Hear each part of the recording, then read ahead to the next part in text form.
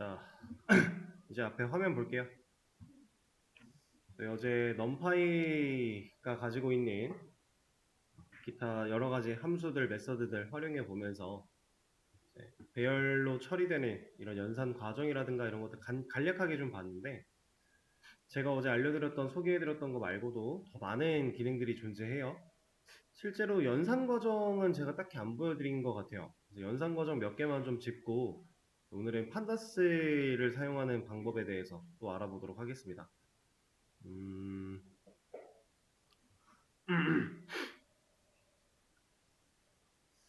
일단은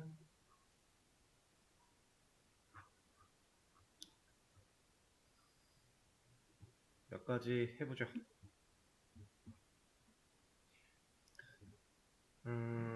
어레이를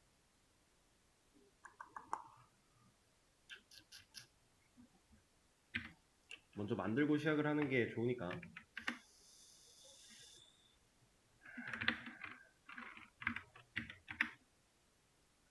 하나 만들어주고 이거를 3, 3으로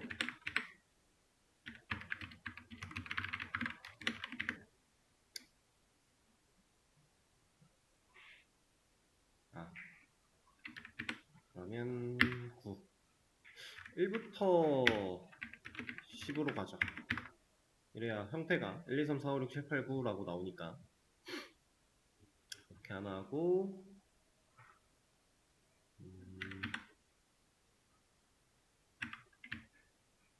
이거를 이렇게 가겠습니다. 그리고 나서 하나 비슷한 걸 하나 더 만들어 줄 거예요. 근데 이 녀석은 9부터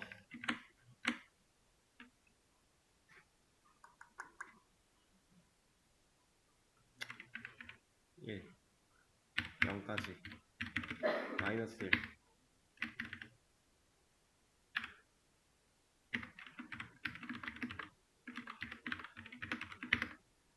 이렇게 해서 두 개를 좀 간단하게 어레이를 만들어 놨어요. 1부터 9까지 1, 2, 3, 4, 5, 6, 7, 8, 9로 나눠져 있는 배열 하나랑 9부터 1까지 반대로 역순으로 되어 있는 배열 하나, 그래서 A, B 배열을 두 개를 만들어 놨는데 이 둘 가지고 연산을 좀 처리를 해 보겠습니다. 제가 A 곱하기 B, 아니다, 더 셈부터 해볼까요? A 더하기 B 하겠다 라고 하면은 얘는 어떤 결과가 나왔어요?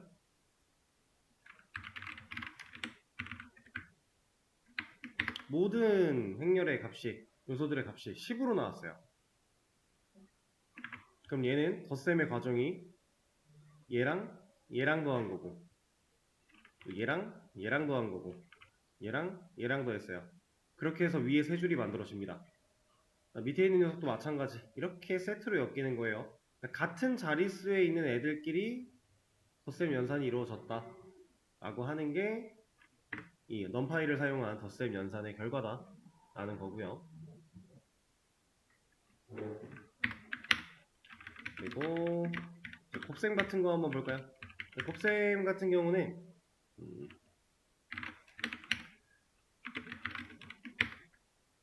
이렇게 해도 되기는 됩니다. 되기는 돼요. 근데 이거를 이제 보통 사용을 할 때 함수 가지고 많이 처리를 하기도 하고요. 그냥 단순하게 이렇게 곱셈 연산을 사용하기도 하는데 이 녀석은 결과가 어때요?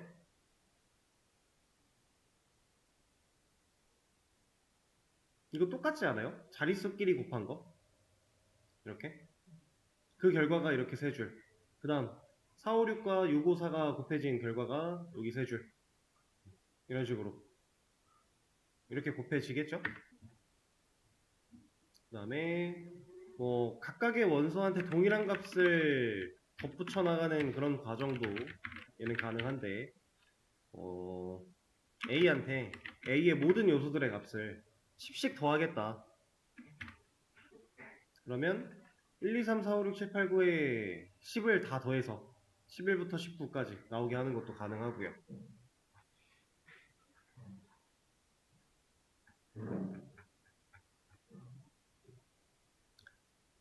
이런 게 가능합니다. 그리고 곱셈 같은 경우 아까 제가 함수 쓴다 그랬는데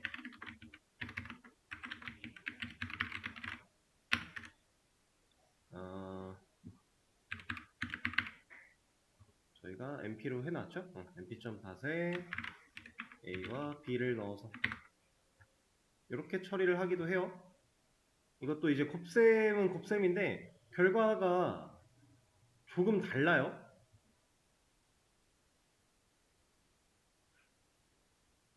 결과가 조금 다르게 형성이 됐습니다. 얘는 제가 하나 글을 좀 보여드릴게요. 그림으로 그려져 있어가지고 컴파일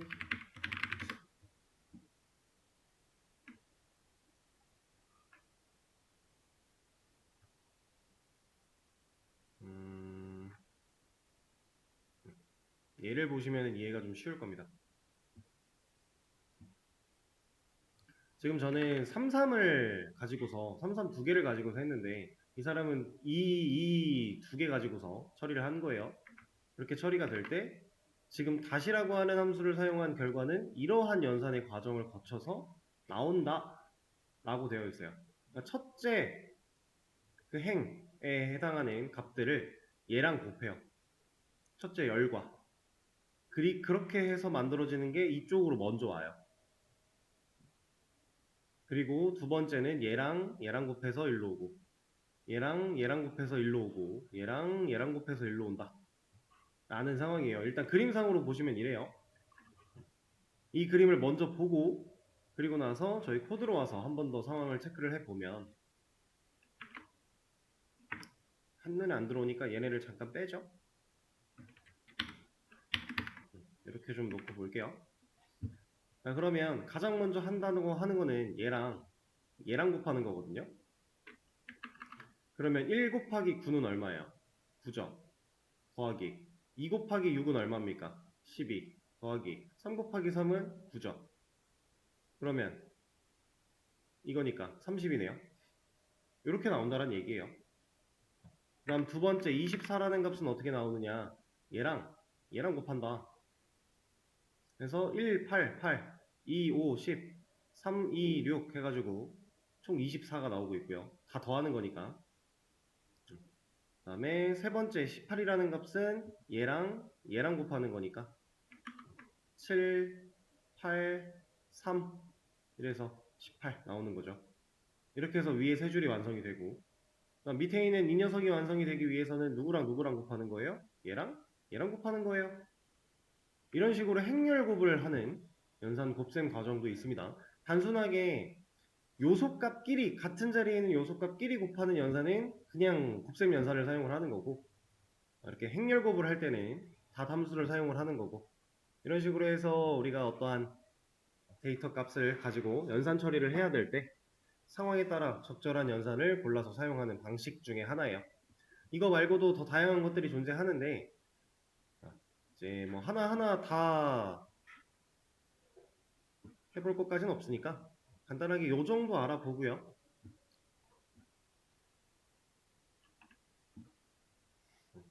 이제 판다스를 사용하는 방식으로 좀 넘어가 보도록 할게요.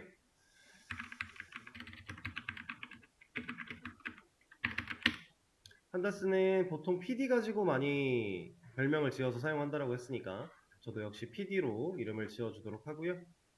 꼭 그래야 되는 건 아니라고 했지만 대부분 다 이렇게 사용을 하고 아닌 경우가 거의 없다라고 보시면 되기 때문에 여러분들도 그냥 쓰시면 됩니다. 자, 일단은 제가 판다스에는 2차원 데이터를 표현하는 데이터 프레임이라는 형태와 1차원 데이터를 표현하는 시리즈라는 형태 이 구조를 사용을 한다라고 했는데 2차원 데이터 같은 경우는 우리가 이제 판다스를 쓰는 메인 이유인 테이블의 형태로 데이터를 다루려고 엑셀에 보통 이제 시트 개념과 비슷하게 처리를 할 수 있게끔 해주는 방식이라면 시리즈 같은 경우는 얘도 배열이에요. 배열. 결국에는 1차원 배열입니다. 배열이니까 인덱스도 있고요. 넘파이의 배열 자체가 시리즈의 형태라고 보시면 돼요. 1차원 배열이. 그래서 우리가 이런 얘기를 했던 것 같은데 판다스가 내부적으로 넘파이를 활용할 수 있다. 그래서 얘네들은 거의 세트다라고 했는데 이 시리즈라고 하는 데이터 형태가 넘파이가 제공하는 이 1차원 배열 형태를 거의 그대로 사용한다라고 보시면 돼요. 그래서 판다스 안에도 뭐 연산 같은 처리, 기본적인 통계 이런 처리들은 함수가 다 만들어져 있어가지고 사용이 또 가능하고요. 그래서 간단하게 시리즈부터 한번 만들어 볼 건데 특별할 게 없습니다. PD가 가지고 있는 시리즈라는 함수를 사용해서 메서드를 사용해서 이 안에다가 리스트를 넣으면 돼요. 그러면 얘가 만들어 줍니다. 우리가 그거를 시리즈니까 S라고 해서 출력을 해보겠다. 그러면 그냥 이렇게 나오는 거예요. 근데 여기 보면은 0, 1, 2라고 해서 인덱스가 찍혀 나오죠. 같이 나와요. 값은 10, 20, 30밖에 없는데도 불구하고 0, 1, 2를 같이 보여주고 있는데 여기에 이제 인덱스를 우리가 원하는 대로 입맛대로 좀 설정을 할 수가 있어요. 인덱스를 설정할 때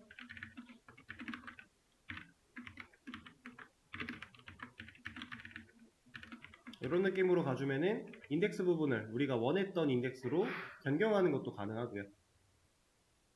이걸 지정하지 않으면 기본값대로 원래 인덱스가 출력되어 나온다. 하지만 우리가 직접 세팅할 수도 있다. 그럼 상황에 따라서는 좀 더 편리하게 처리를 할 수 있겠네요. 이게 일단 시리즈를 만드는 가장 기본적인 방법.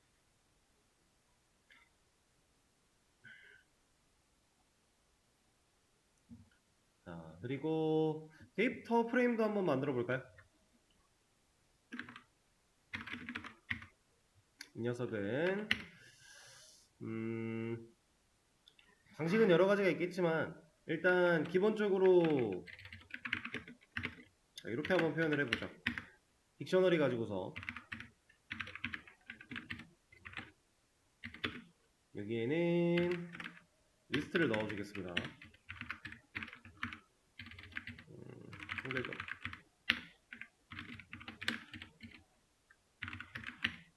일각점 두 개씩만 하죠. 그 다음에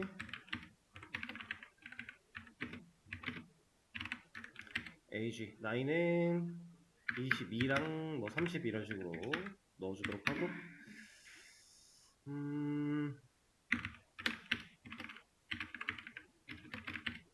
하나 더 좀 처리를 해볼게요.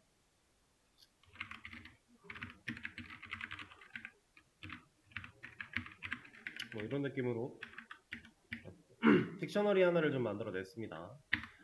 이 딕셔너리를 가지고 우리가 데이터 프레임이라는 형태를 만들어 낼 거예요.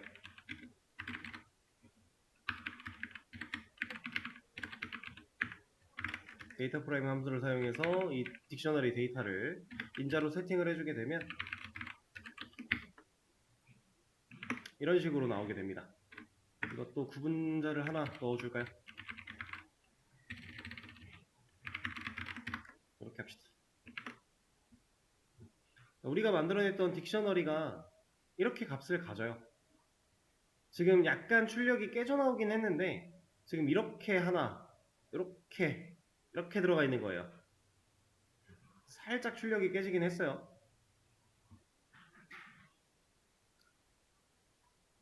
앞에 있는 0과 1은 데이터의 순서를 의미하는 거겠죠?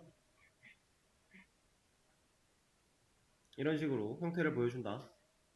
그러면 이제 애초에 데이터 프레임이라고 하는 이 녀석 자체가 우리가 엑셀을 열어가지고 이 사람들의 이름과 나이와 주소지를 이렇게 쭉 입력해 놓은 엑셀 파일이 있었다면 이거 그냥 긁어와서 데이터 프레임으로 사용할 수 있다는 얘기예요.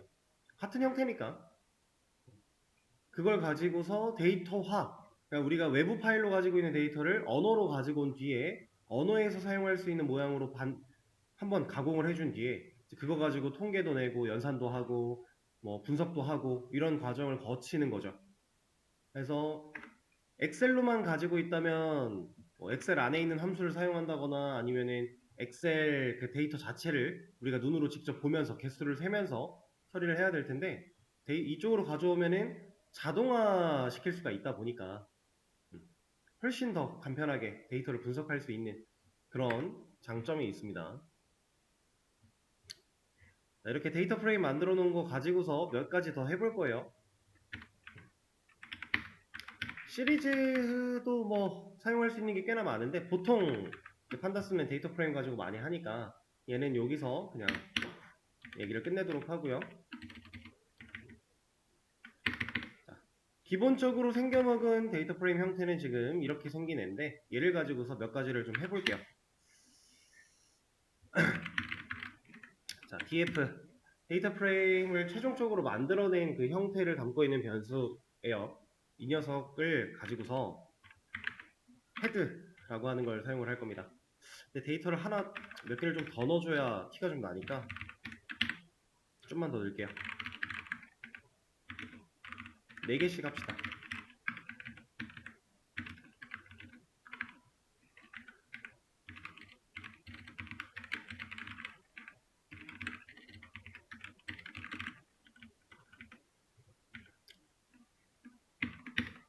이러면 데이터 4개 잘 나오는 거 보실 수 있는데 이거 가지고서 헤드라고 하는 녀석을 사용을 할 거예요. 여기에 제가 2를 넣겠다 라고 하면 얘는 위에서 2개만 가져와요. 그러니까 상위 데이터 2줄 가져온다 라고 보시면 돼요. 헤드 위에서 2개 가져오는 게 있다면 아래에서 2개 가져오는 것도 있습니다. 얘는 테일이라고 되어 있고요. 그러면 아래에서 2개를 가져와요. 근데 이렇게 가져올 때 여러분들이 잘 보셔야 되는 거는 얘는 어쨌든 가져온 결과잖아요. 근데 이 결과의 인덱스를 새로 매기지 않아요. 원본은 그대로니까 원본에서 아래 2개를 가져왔다를 얘가 표현하고 있어요. 순서를 나타냄으로써. 데이터를 새로 만들어내는 개념이 아니라 있는 데이터에서 추려내서 가져온다 라고 하는 개념이고요. 한 줄씩 다 넣어줄까요? 자, 그리고 이런 것도 좀 가져올 수 있습니다. 데이터 프레임이라고 하는 이 데이터 자체가 가지고 있는 정보값들, 기본 정보들.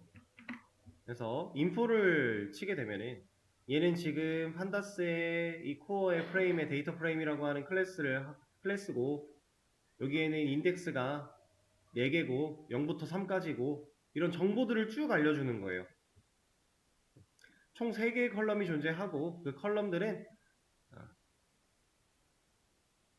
널리 없고 뭐 카운트가 어쩌고 데이터 타입이 어쩌고 이렇게 나오는 건데 이거는 우리가 실제로 이 데이터 아예 우리가 생각하지 못했던 데이터를 분석을 해야 될 때 가장 먼저 인포를 먼저 체크를 하고 이 데이터의 특수성 같은 걸 파악한 뒤에 들어가면 좋은 그런 내용이라고 보시면 될 것 같아요.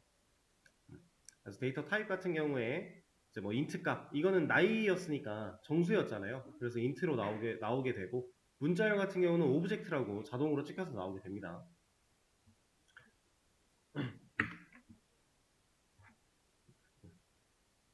이런 식으로 메모리는 얼마를 쓰고 뭐 이런 정보들을 좀 나타내는 함수도 있다.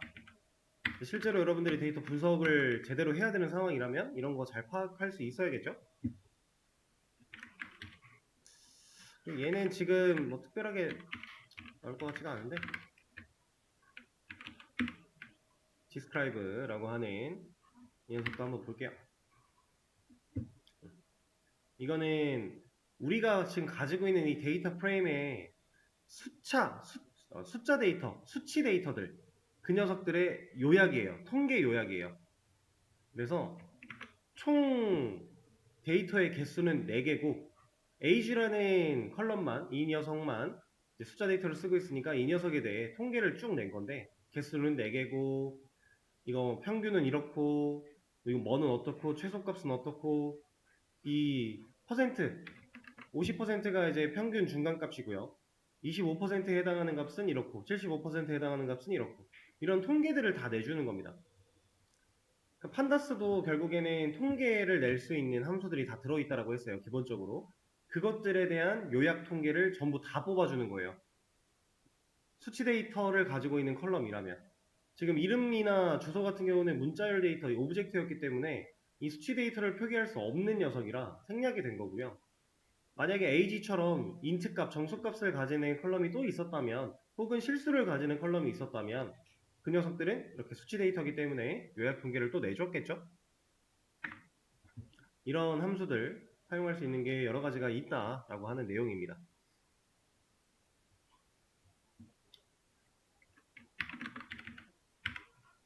그리고 이렇게 지금 사용할 수 있는 함수들의 종류나 실제 얘네들의 동작하는 방식, 그리고 동작했을 때의 결과, 이런 것들은 제가 간단하게 지금 여러분들한테 소개를 드리고 있지만, 여러분들이 충분히 그냥 판다스라고 검색만 하셔도 공식 문서를 가서도 얼마든지 습득할 수 있는 정보들이니까, 지금 이거를 막 이 순간에 외우거나 막 뭐랄까 머리에 지금 당장 넣어야 돼 라고 생각하실 필요는 없어요. 그냥 이런 것들이 있다라는 결만 느끼시고, 이런 것들이 있다라는 사실을 알았으니까 실제로 내가 분석을 할 때는 그때 분명히 이런 게 있었어, 그럼 난 지금 이런 걸 사용할 수 있겠구나 로 역으로 찾아가시면 돼요. 그런 느낌으로 공부를 해주세요. 지금은 이거 하나하나 전부 다 외울 필요는 없어요, 절대로. 그리고 진짜로 분석을 하면서 자주 사용하다 보면 결국 머리에 남아있고 기억나는 녀석들은 있을 거예요. 그런 식으로 사용을 하면 되니까. 자, 그 다음에 이번에는 이런 거 한번 해보겠습니다.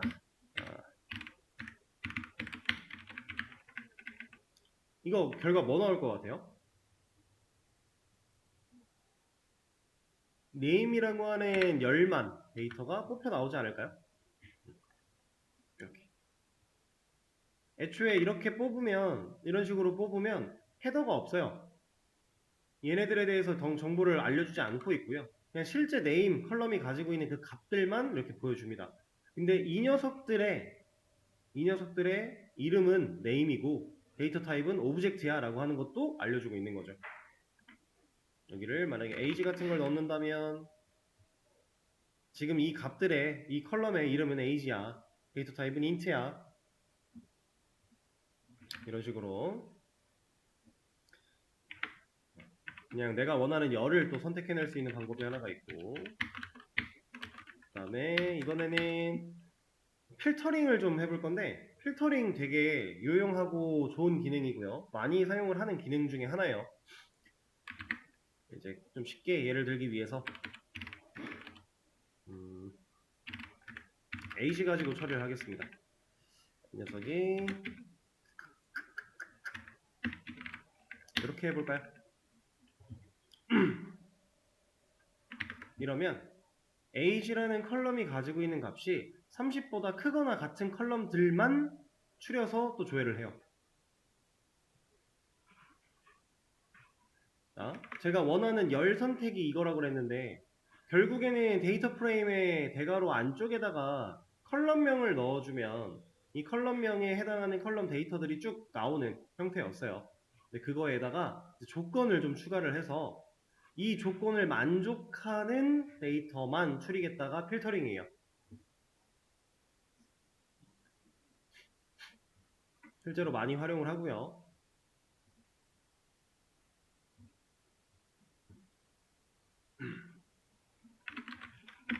자, 그리고 이번에는 데이터를 좀 추가를 해보겠습니다. 추가를 한 뒤에 df를 다시 검색을 해볼 건데, 추가하는 방법은 일단 이런 거 보여드리죠. 딕셔너리에 데이터 추가했던 거랑 별반 다르지가 않아요. 여기다가 이름, 나이, 주소 나왔으니까 뭘로 해볼까? 성별을 넣어볼까요? 젠더. 여기다가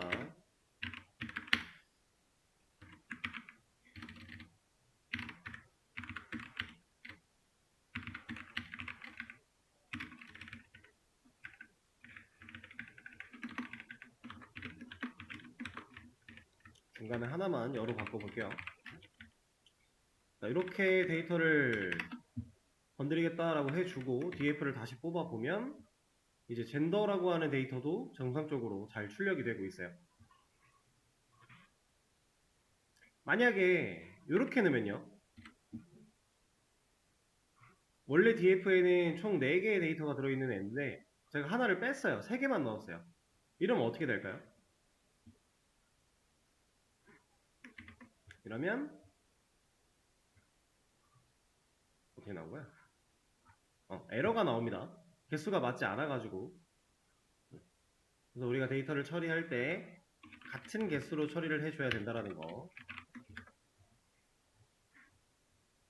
이 형태를 만들기 위해서 애초에 여기 하나를 공백으로 만들 수는 없어요. 만약에 여기에 데이터를 넣고 싶지 않아 라고 했으면 데이터가 아니야 라는 의미의 이런 녀석을 넣어줘야지 처리가 됩니다. 아예 없애버리는 건 안 돼요. 인덱스 자체를 만들어버리지 않는 거는 불가능해요. 개수가 맞아야 되니까. 그래서 이 개념은 사실 이제 여러분 이렇게 판다스 가지고 데이터 프레임 건드리다 보면 여러분들 데이터베이스 공부해 보신 분들은 훨씬 더 이해하기가 쉽거든요. 왜냐면 제가 어제도 RDBMS라고 하는 녀석이 가지고 있는 특징 중에 하나가 테이블의 형태로 데이터를 저장하고 보관하고 관리한다 라는 얘기를 했었어요. 이렇게 생겨먹은 표의 형태, 테이블의 형태로 데이터를 실제로 관리를 하는데 데이터베이스도 마찬가지예요. 여기가 아예 없는 칸이 될 수는 없어요. 이렇게가. 칸은 무조건 있어야 돼요. 데이터가 있냐 없냐까지는 할 수 있거든요. 근데 칸 자체를 없애는 게 안 되니까 우리도 인덱스 자체를 없애는 건 안 된다 라고 하는 개념이에요. 자, 이게 데이터 추가였고, 자, 데이터 삭제도 해볼 건데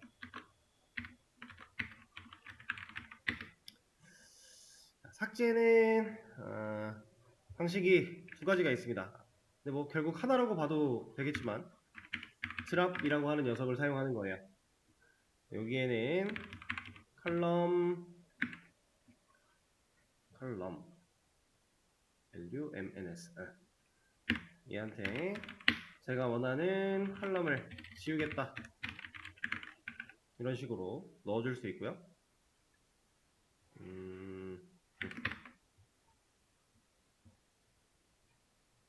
근데 젠더가 안 지워졌죠? 이걸 세팅을 하나 해줄게요.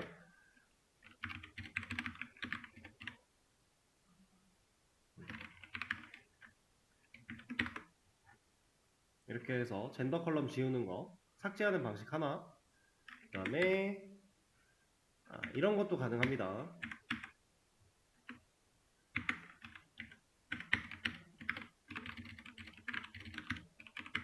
또 드랍인데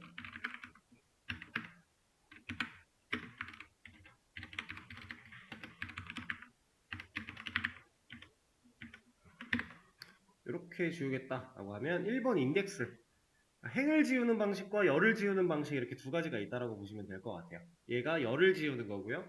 컬럼명을 사용해서 열을 지운다. 얘는 행을 지운다. 1번 인덱스를 지우겠다라는 뜻이에요. 이런 것들 뭐 추가 삭제 이런 거 가능하고요.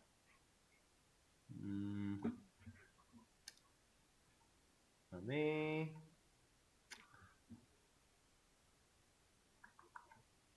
정렬 한번 해볼까요? 정렬.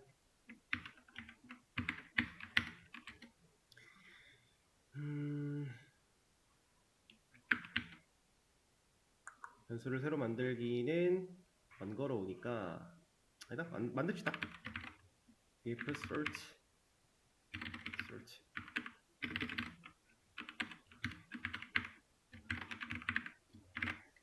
sort values라고 하는 또 함수를 사용해서 누굴 가지고 정렬을 할 건지 정해주고요. 그 다음에 오름차순 정렬할 건지 내림차순 정렬할 건지 이런 것들 우리가 정의를 할 수가 있어요.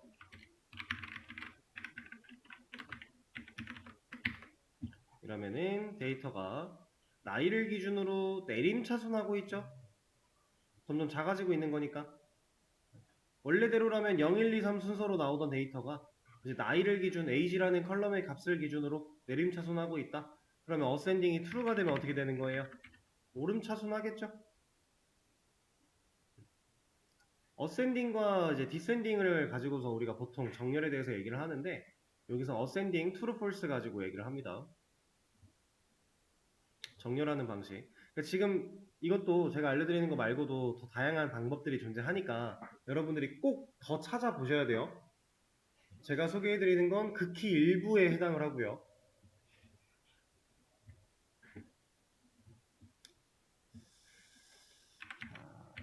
그리고 이번에는 여기까지 한 거는 일단 없애주고 이번에는 결측치를 처리하는 걸 좀 해볼 거예요. 결측치라고 하는 거는 이제 데이터가 제대로 들어있지 않은 상태라고 그냥 쉽게 얘기할 수 있을 것 같은데 결국에는 데이터 셋에서 데이터 값들에서 누락된 값을 의미해요. 지금 현재 우리 상황에서는 누구겠어요? 논 같은 거 데이터인가요?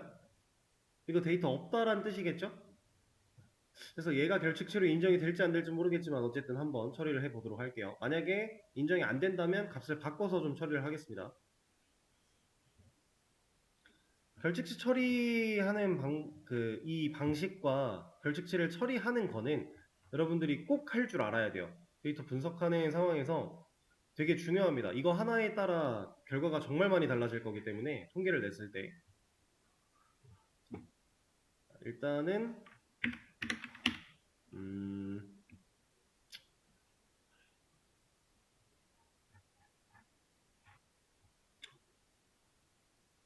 일단 결측치가 인정이 되는지부터 확인을 해볼까요?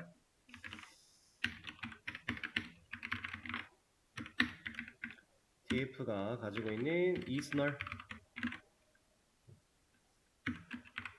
그리고 제가 썸까지 진행을 할 거예요. 여기서는 썸이 이제 결측치, 그러니까 이스널이라고 하는 녀석이 결측치를 찾아요. 널인 녀석이라는 뜻이라서 결측치를 찾는데 그렇게 찾아낸 결측치의 개수를 구할 때 우리가 썸을 사용을 합니다.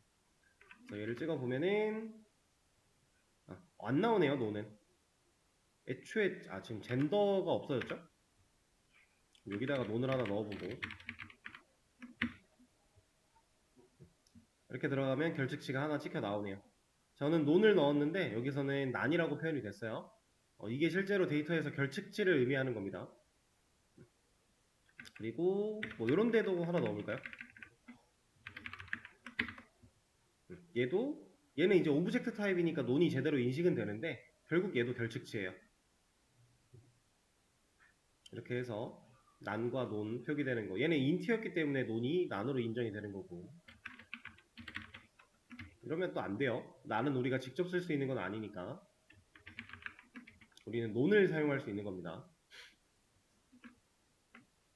근데 여기도 다른 행에다가 같은 행에 줘버려가지고 이렇게 좀 처리를 해주고 이거 가지고서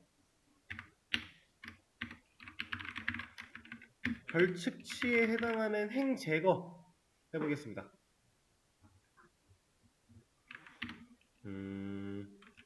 df 좀나 라고 하면은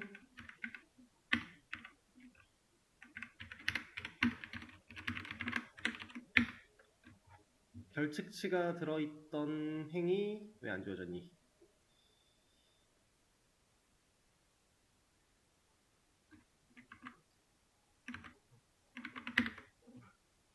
이렇게 난과 논 들어있는 2번, 3번 인덱스에 해당하는 녀석들은 제거가 됐죠? 결측치가 있는 행을 아예 지워주는 방식이고요. 이거 말고 열을 지우는 방식도 하나가 있어요. 똑같이 드롭난데 액시스를 1로 줍니다. 그러면 결측치가 있는 열들을 지워요. 여기 AG에 하나 있고 ADDR 주소에 하나 있으니까 이 열들 다 삭제되는 거예요. 이런 식으로.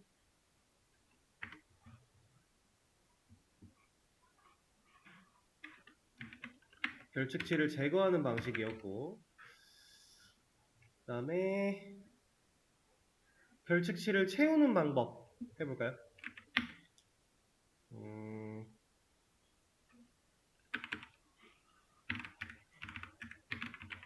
ag라고 하는 컬럼이 가지고 있는 값의 결측치가 존재를 한다면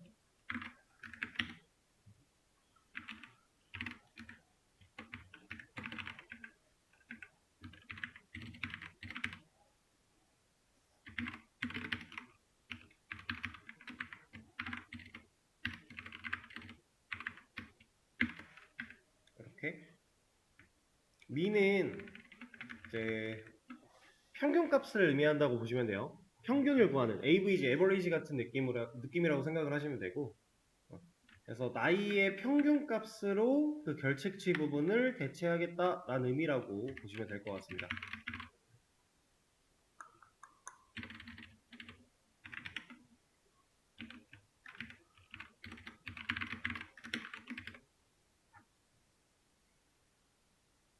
뭔가 제대로 안 됐죠?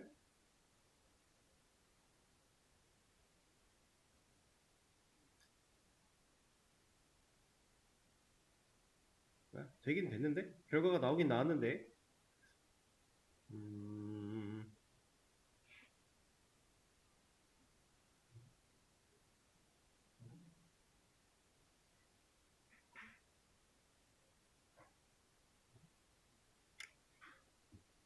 어쨌든 결과는 잘 나왔어요.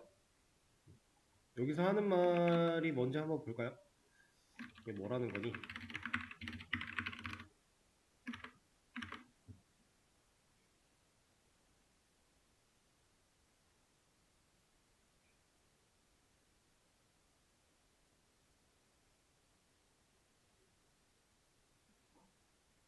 아, 어허.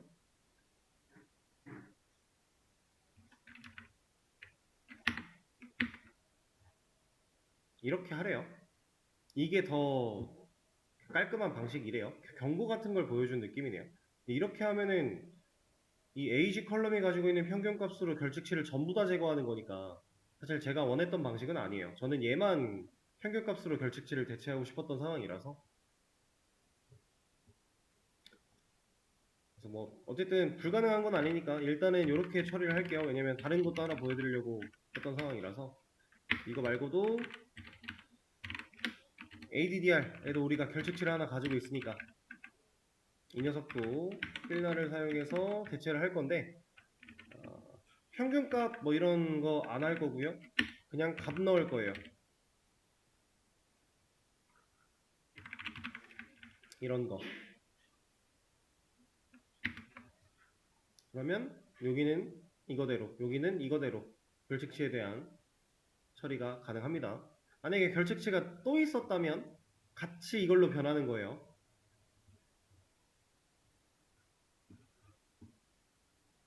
그리고 이렇게 결측치를 채워나가는 방법에는 또 다른 방법도 있는데 이제 보관법이라고 해가지고 이것도 데이터를 다룰 때 되게 많이 쓰는 방법 중에 하나인데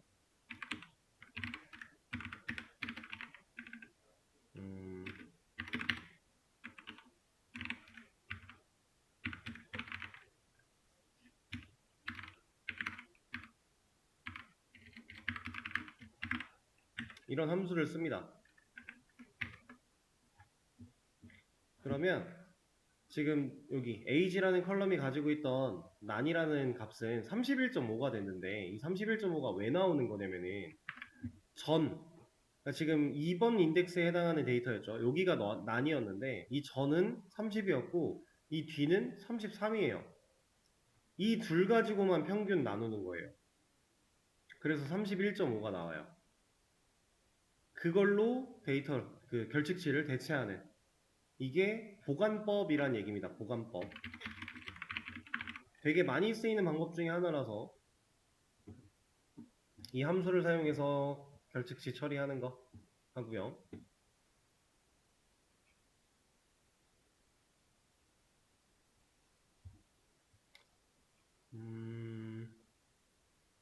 그리고 아까 전에 드롭날을 써가지고 결측치 제거하는 방법 같은 거 봤는데 그냥 단순히 제거를 한다가 아니라 제거를 하고 나서 뭔가를 또 추가로 진행을 할 수 있게끔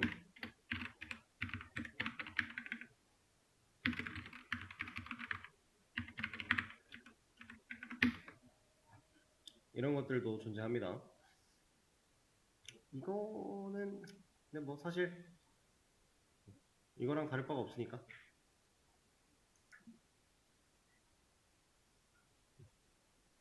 전부 다 지우는 게 아니라 내가 원하는 열만 골라서 행만 골라서 제거할 수 있는 방식도 있고요.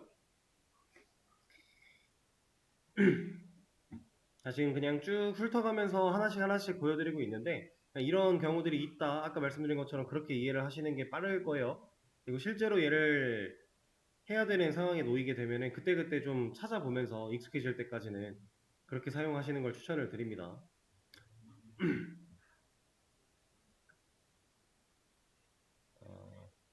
그리고 피봇이란다. 판다스를 쓸 때 또 되게 좋은 기능 중에 하나가 이제 피벗 테이블이라고 하는 개념인데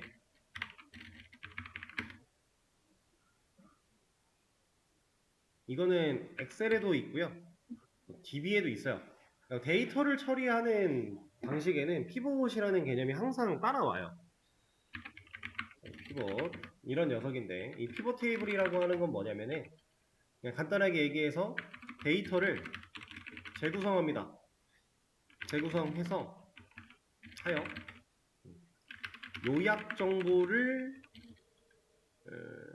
나타낸다 라고 하는 게 피벗 테이블이에요. 이거는 원래 우리가 가지고 있는 데이터 테이블 형태에서 내가 원하는 형태로 요약 정보를 가지고 아예 좀 다른 방식으로 보여주게 되는 형태가 이 피벗 테이블이고요. 이거랑 유사하지만 좀 많이 다른 개념으로 이제 그룹 바이라고 하는 개념이 나오는데 그룹 바이 같은 경우는 그냥 묶는 거예요. 그룹으로 묶어서 처리를 하는 게 그룹 바이. 그래서 이거 두 가지도 좀 보여드려 볼게요. 일단 피벗부터 확인을 해 볼 겁니다. df는 있는 그대로 사용을 할 건데 이 df를 가지고 제가 이런 걸 한번 해보죠.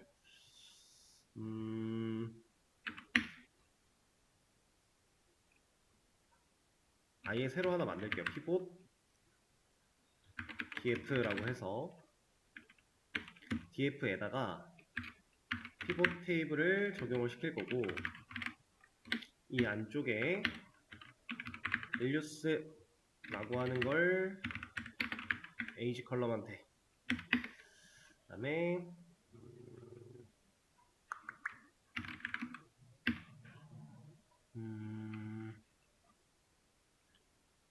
인덱스를 네임이라고 줍시다.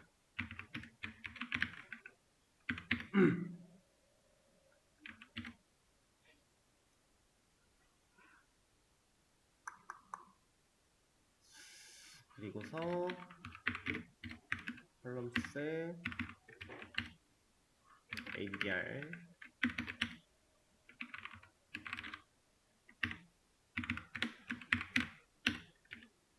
일단 이렇게 한번 그냥 최대한 있는 거 없는 거 다 활용을 해보려고 이렇게 한번 써보도록 할게요.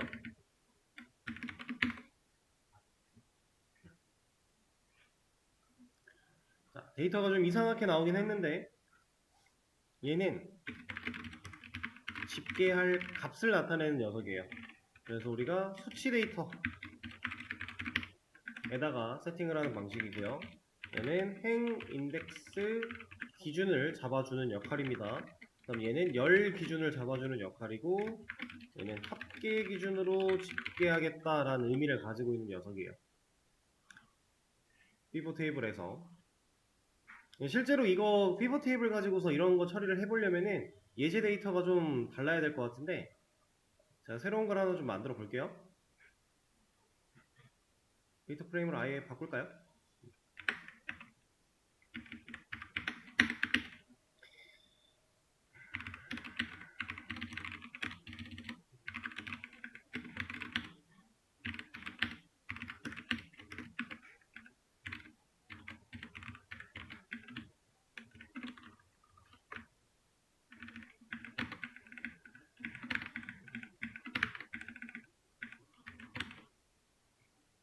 아니지.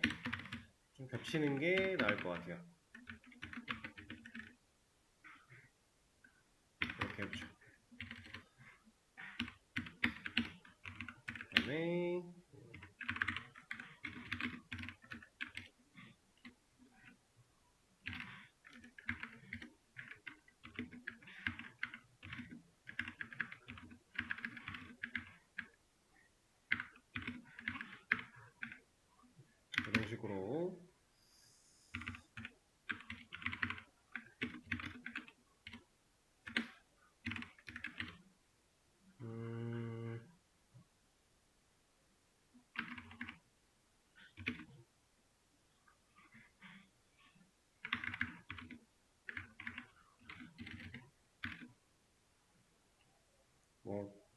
제대로 된 데이터는 아니겠지만 지금 그게 중요한 건 아니니까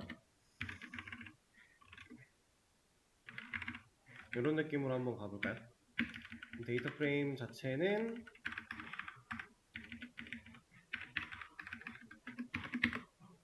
이렇게 생긴 애가 튀어나오게 될 텐데, 얘를 가지고 피벗 테이블을 한번 만들어 볼게요.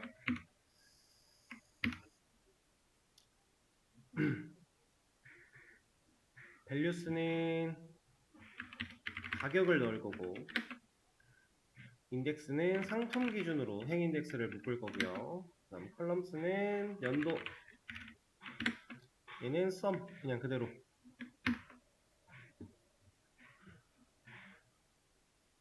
이거를 하나. 이렇게 해서 보면 2022년에는 A 상품 1,500이고요. 합계가. 그다음 C 상품 2,000입니다. 그다음 2023년에는 2,500, 2024년에는 2,000, 1,500 이렇게 상품별로 테이블의 형태가 아예 바뀌어서 나오게 되는, 여기 적혀있는 연도 상품, 이거는 연도는 이렇게 묶이는 거고요. 상품은 이렇게 묶이는 거예요. 여러분들이 옛날에 표 같은 거, 가정통신문 같은 표 같은 거 보면은 뭐 이렇게 되어 있는데, 여기에 이렇게 뭐 이렇게 이런 거 하나 그어져 있고, 여기에는 뭐 써 있고 여긴 뭐 써 있고 해서 이렇게 하나 이렇게 하나 이런 거 있죠. 그런 느낌이에요. 이게 그런 걸 표기하기 위해서 이렇게 보여지는 개념인 거고, 겹치는 걸 제대로 만들었어야지 이게 좀 합계가 제대로 보일 텐데, 22년이 지금 두 개가 같고 24년 A와 B, 여기를 A로 하나 바꿔볼까요? 그럼 24년에 얘는 진짜 합계인 3,500이 나오게 되는 이런 느낌?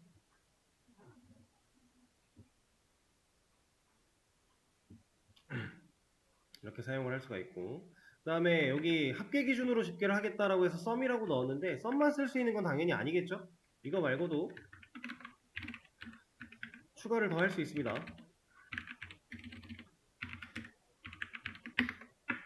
미는 평균이라 그랬어요. 평균 기준으로도 처리를 해줄 수 있게. 썸이 여기까지, 그다음 평균은 이만큼, 여러 가지 기준을 정해서 갈 수 있다.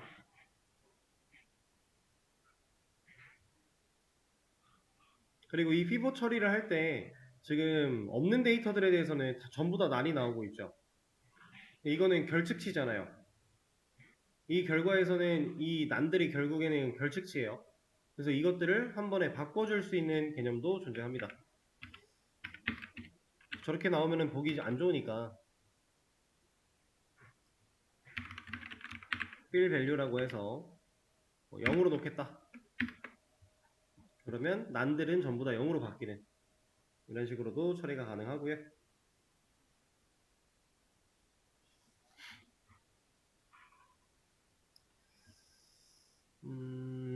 그리고 뭐 인덱스, 행 인덱스 기준을 상품으로 놨는데 이것도 여러 개를 넣을 수도 있어요. 이럴 때는 그냥 리스트를 사용해서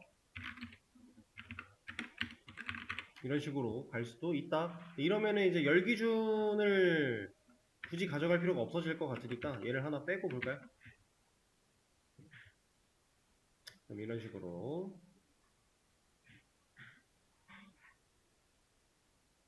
A 상품의 연도 22, 24, 25에 대해서 가격이 이렇고, B, C 2023년, 2022년 이렇고, 이런 식으로 피벗 테이블을 사용하는 방식. 그러니까 이런 걸 잘 써야 기존에 만들어져 있는 데이터를 내가 원하는 대로 변경할 수가 있어요.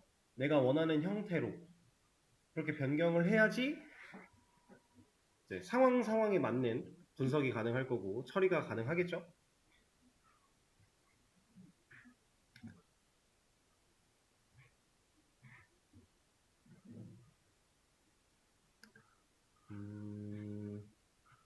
그리고 이거는 피봇이었고, 그룹 바이 개념도 하나만 좀 보여드려 보자면,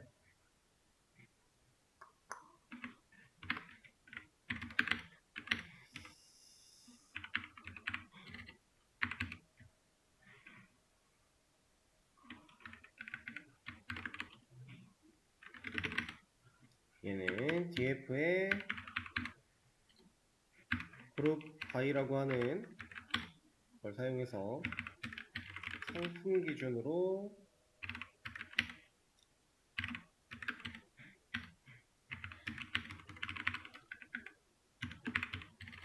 얘를 구하겠다.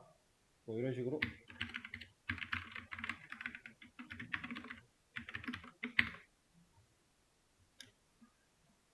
이렇게 사용하면 상품별 가격의 총합을 우리가 구할 수 있겠죠?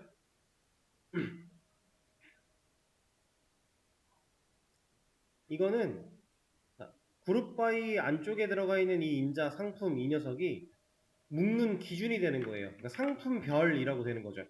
A, B, C라는 상품이 있는데 걔네들끼리 묶어. 각각의 A끼리 묶고 B끼리 묶고 C끼리 묶어.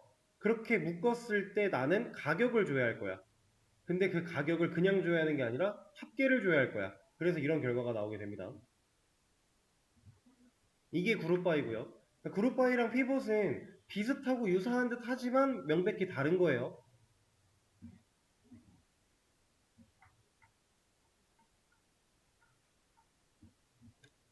자, 판다스에서 사용할 수 있는 여러 가지 함수 메서드들 우리가 조금 알아보고 있는 상태고, 이거 말고도 되게 많다 그랬습니다.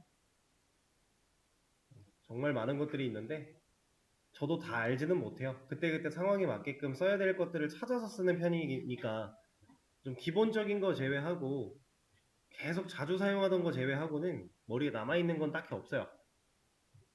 그런 녀석들을 마주치게 되면 그냥 찾으면 되니까.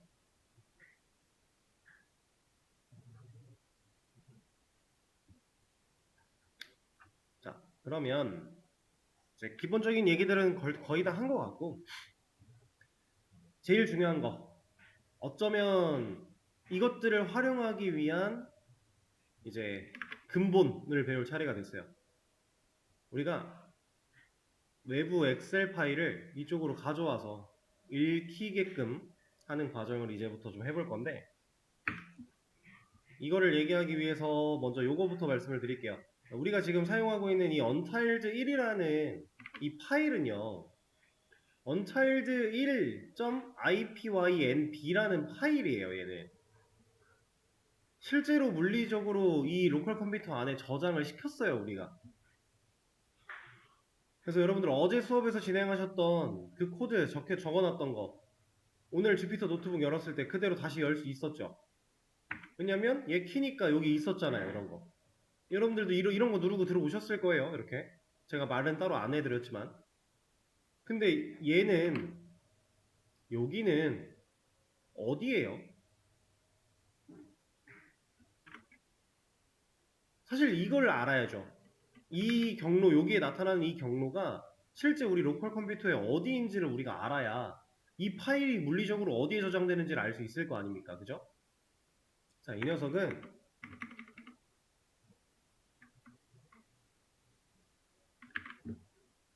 자, 탐색기에 C 드라이브, 사용자, 본인 계정, 지금 이 주피터 노트북을 사용하고 있던 계정,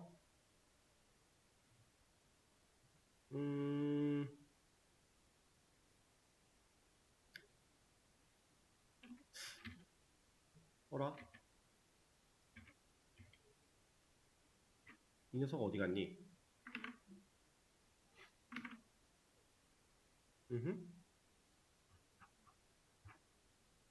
원래는 저장되는 경로가 바뀌었나? 원래는 이 자리에 그냥 막 저장이 됐거든요.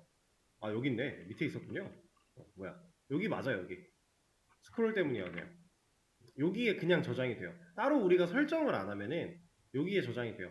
왜냐면 애초에 지금 여기 로컬호스트의 8888의 트리라고 하는 이 경로가 얘를 의미해요.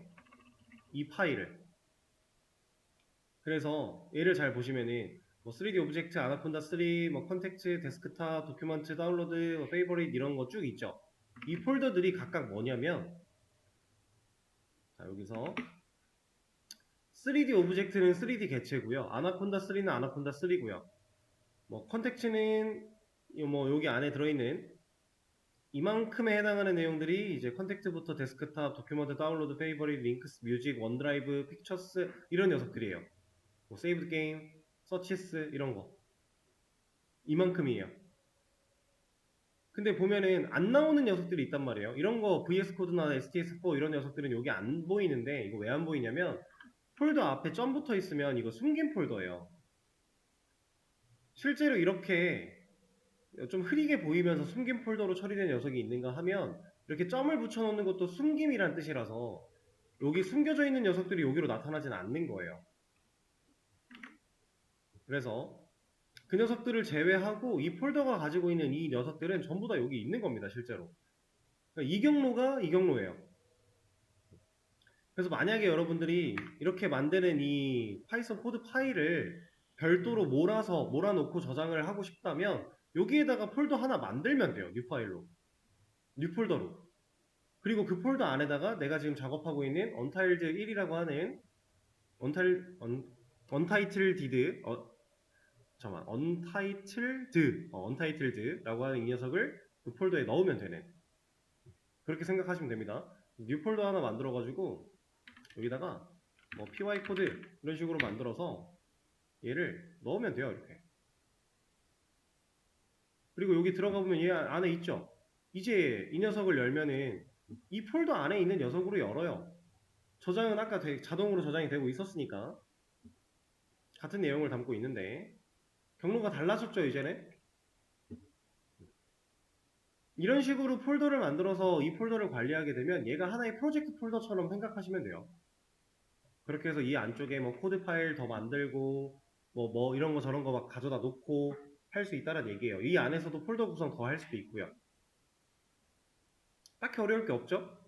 이렇게 관리를 하시면 되고 이렇게 관리를 한다라는 건 여기다가 실제로 내가 py 코드라는 폴더를 하나 만들겠다는 뜻이었으니까 이 안으로 들어가 있게 되는 거죠. 이렇게. 그리고 이 파일의 제목 같은 경우 바꿔주시면 됩니다. 이거 이름 부분 누르시면은 바꿀 수 있어요. 뭐 사실 이름이 크게 중요하지는 않겠지만 저는 메인이라고 해주도록 할게요.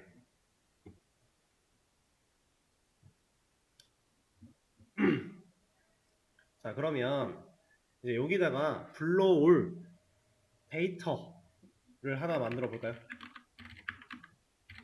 여러분들도 저랑 비슷하게 만드셔도 되고 아니면은 뭐 본인 원하는 데이터가 있으면 그걸로 만드셔도 돼요. 상관은 없습니다. 엑셀 가지고 만들 거고요. 자, 데이터를 이거 가지고 해볼까요? 그냥 쉽게 하나하나 다 쓰려면 좀 번거로우니까 한 줄로 다 들어갔네.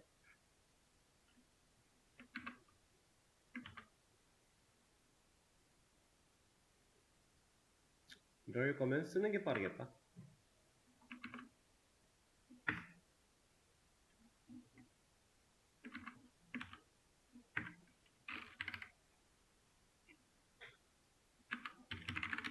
상품, 연도, 가격.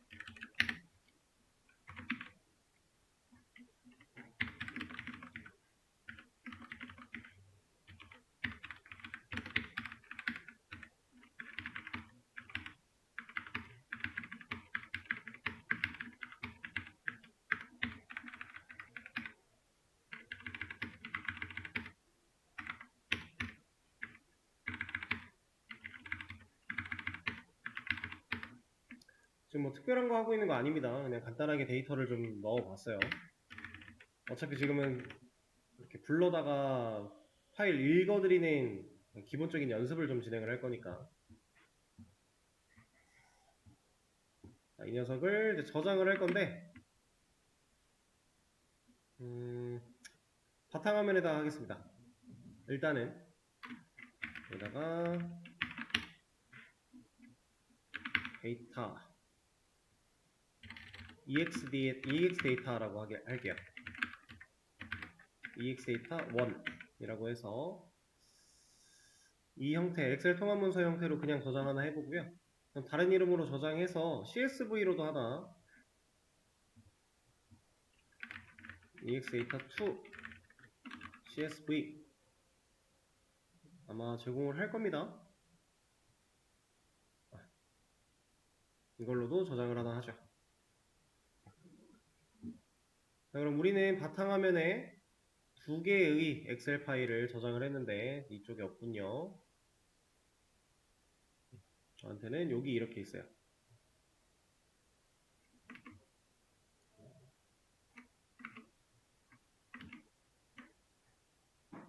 자, 이거 두 개를 하나씩 좀 불러다가 사용을 한번 해보도록 할게요. 자, 일단 판다스가 가지고 있는 기능 중에 얘가 가진 기능 중에 read csv라고 하는 녀석이 있어요. 얘는 csv 파일을 불러다가 사용할 수 있는 방식이고요.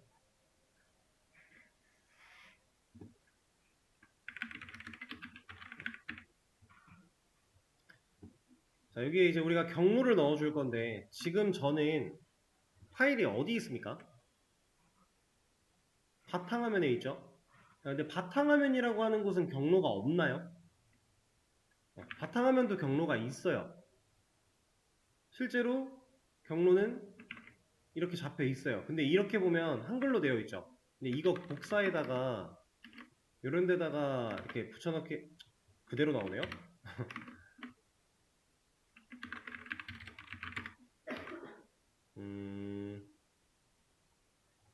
그러면 이렇게 여기서 검색한 예로는 그대로 나오니까 다시 사용자로 갈게요. 어드민까지 와서 여기에 있는 바탕화면 이러면 경로가 있거든요. 이렇게 이 경로를 우리는 써야 돼요. 이 경로를 복사를 해다가 이쪽으로 가져와서 실제 파일이 존재하는 경로는 이렇게 생겼다. 그리고 여기에 있는 누구? ex data 1 2.csv라고 하는 녀석 우리가 불러올 파일이 이거죠.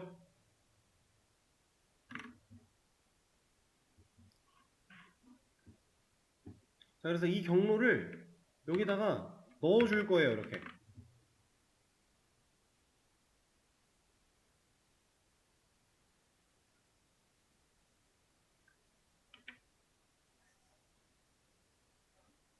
자, 그리고 나서 df를 찍어보면 안 되거든요.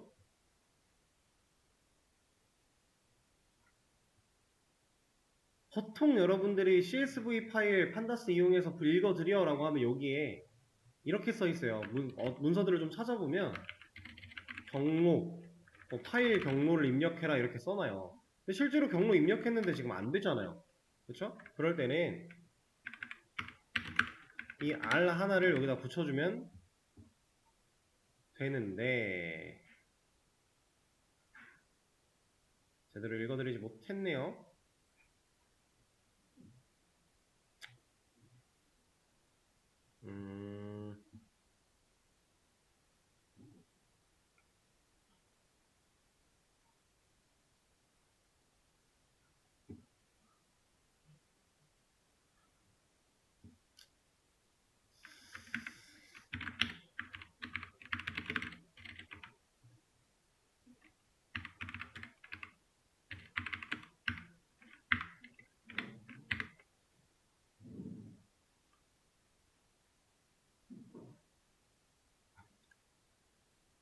읽어드리지 못하고 있습니다.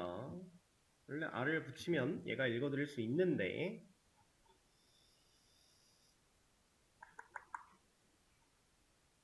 네, 뭐 얘가 안 돼도 다른 방법이 있기는 해서 상관은 없긴 한데